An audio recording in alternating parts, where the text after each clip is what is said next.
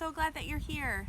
So I wanted to talk a little bit more today in detail about my barrel racing journey, and I know I speak about that a lot on here, and I just want to make sure to clarify, I don't talk about that on these videos because I expect anyone out there in the world watching to really be that invested in my barrel racing career and my barrel racing journey. It's my hobby, it's my thing, it's what I'm trying to accomplish.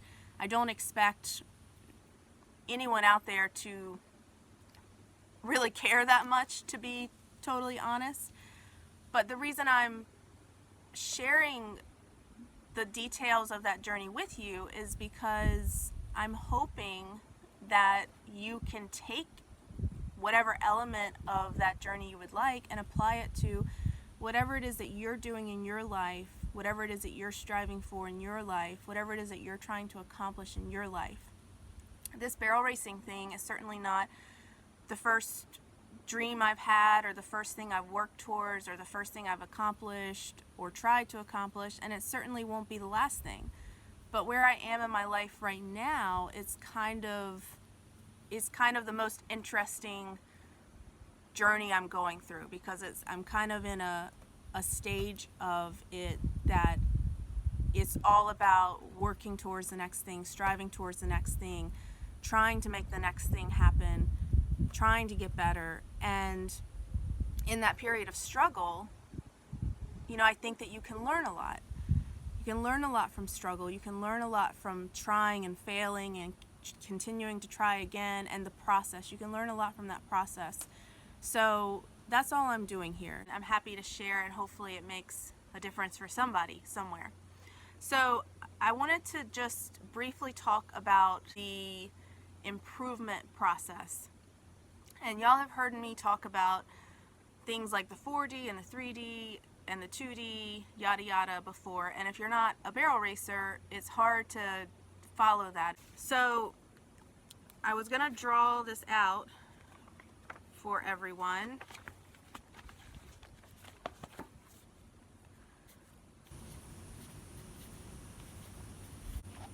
I've talked about the 1, 2, 3, and 4D before. That's kind of when you're just going to a jackpot, that's kind of the most common format or setup. It can certainly be different, but this is kind of like common things being common, what they do. So what happens is when a group of people run, say you have 50 horses entered in the jackpot. Say the fastest horse is 16 seconds. So if the fastest horse is 16 seconds, 16.0, then that is your 1D time. And what they do is they base the winner of the 2, 3, and 4D on that time. So 2D is half a second off, so you'd be at 16.5. 3D is a full second off, so you'd be at 17.0.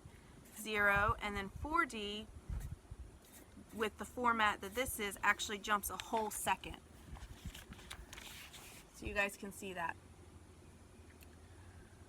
So this is what I'm talking about when I'm talking about trying to work and improve.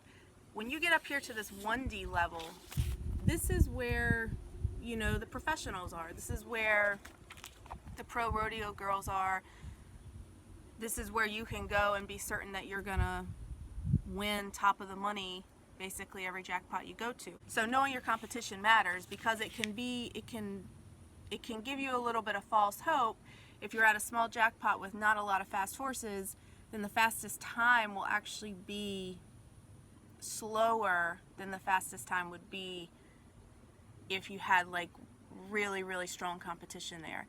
And that's why I'm always paying attention to who's riding, because I want to stack myself up against the best of the best. So I want to know what the best of the best would run if they were there and they hit in the 1D. I'm drawing all this out for you so you can understand it a little bit better, because I've said on here before that, my goal is to move up into the 3D and then eventually the 2D and the 1D. So last year, I would say that we were probably hitting somewhere along here. So we were at a jackpot with decent competition. We were generally in the 4D or a little bit slower than the 4D. And now this year we have moved up to kind of consistently the 3 to 4D range. So we are falling somewhere in there pretty consistently. And sometimes we're placing in the 3D, sometimes we're kind of falling here in this middle, this crack, but pretty consistently we're running around this area. Every time you go out, you want to be faster, right? Like that's naturally what we want to do. Like if I ran a 17.8 last week, then I want to run a 17.6 the next week, a 17.4 the next week, a 17.2 the next week. And it's easy for us to get discouraged if we backslide. If we ran a 17.2 one day and then the next day we ran a 17.6, we're kind of bouncing all around. But what we need to remember is it's all about trend lines. If I'm all of a sudden now bouncing around this region, it doesn't matter that one run I'm here, one run I'm here, one run I'm here, one run I'm here. The point is, now I'm bouncing around this region, whereas before I was bouncing around this region. So when you look at the trend of my progress, I'm getting better.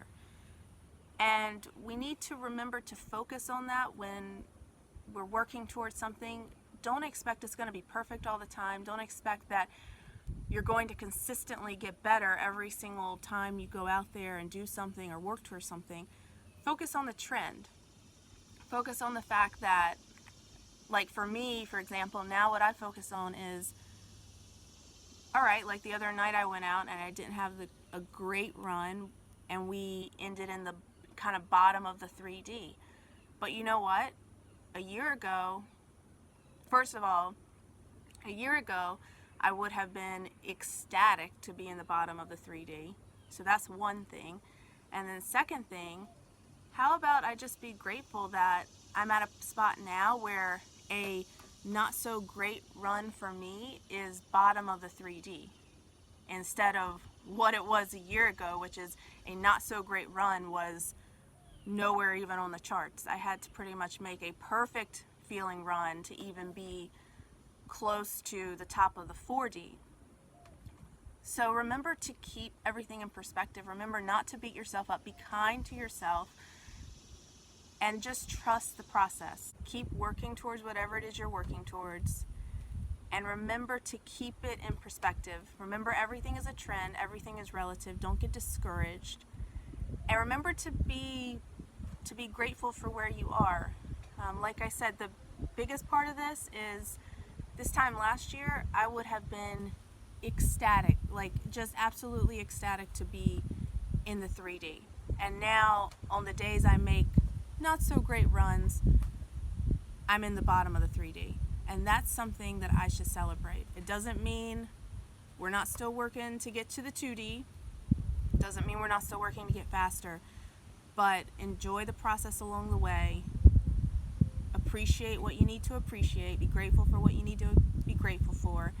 And don't forget to recognize the progress that you're making, even if it's very small, because that matters. And those little incremental baby progress steps is what's going to eventually add up and is what is going to eventually get you over that hump to whatever it is that you're working towards. Well, thanks for stopping in. I hope this made a little sense. Please subscribe if you're not already. I would love to certainly see you back every single video, and I hope you have a great rest of your day. All right, bye.